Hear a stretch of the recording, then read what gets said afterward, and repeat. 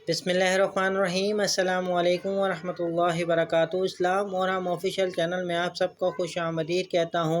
आज हाजिर हूँ कुरान मजीद की सूरत और उनकी फ़जीलत। इस वीडियो को आखिर तक ज़रूर देखिएगा और शेयर ज़रूर कीजिएगा। कुरान मजीद की सूरत और उनकी फ़जीलत। सूरह फातिहा अल्लाह ताला के गज़ब से बचाती है। सूरह यासीन क़यामत के दिन प्यास से बचाएगी।